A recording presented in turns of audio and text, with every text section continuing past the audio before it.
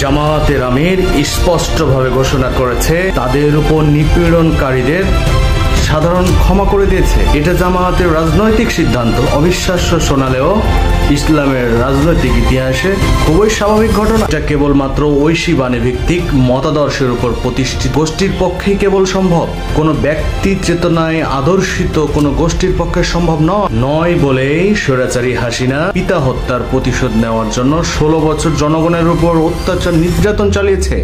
আর এ কারণেই দেশপ্রেমিক বজলুল হুদাকে নিজ হাতে জবাই করেছে। আর এ কারণে দেখি 5 আগস্ট পরবর্তী সময়ে হত্যা, লুট, নির্যাতন আর অরাজকতায় পরিপূর্ণ হয়ে গেছিল সোনার বাংলাদেশ। যারা আজ প্রশ্ন করছেন জামায়াতের আমিরের এই সিদ্ধান্ত নিয়ে, তাদের কারণেই কিন্তু আজ পর্যন্ত দেশের আইন শৃঙ্খলা স্বাভাবিক হতে পারেনি। কিসের এত গলাবাজি আপনাদের?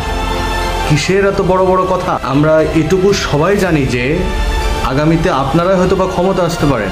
ক্ষমতায় আসার পরে আপনারাও যে স্বৈরাচারী হয়ে উঠবেন না, এর কোনো নিশ্চয়তা নেই। কাজেই রাজনৈতিক ছোটলোকি পরিহার করে রাজার মতো চিন্তা করুন। জামায়াত যদি সাধারণ ক্ষমা ঘোষণা করে থাকে, সেটা তার দলীয় রাজনৈতিক সিদ্ধান্ত, এটা পুরো জাতির নয়। এখানে আপনাদের উদ্বেগ উৎকণ্ঠার কিচ্ছু নেই। আসলে জামায়াতের আমির আপনাদের ধান্দার দোকান বন্ধ করে দিয়েছে, এটাই হচ্ছে তার অপরাধ। কুমিল্লার রসমালাই আর তার বাপকে পালিয়ে যেতে সহযোগিতা করেছে কে? কেন? কি স্বার্থে? আপনাদের অপরাধ যখন এভাবে আমরা তুলে ধরবো, তখন আপনাদের শরীরে একটা কাপড়ের অংশ খুঁজে পাবেন না। তাই রাসূল সাল্লাল্লাহু আলাইহি সাল্লামের মক্কা বিজয়ের পর সাধারণ ক্ষমার নীতির খোঁজ করুন, ইসলামের সৌন্দর্য উপভোগ করুন। খোদা হাফেজ।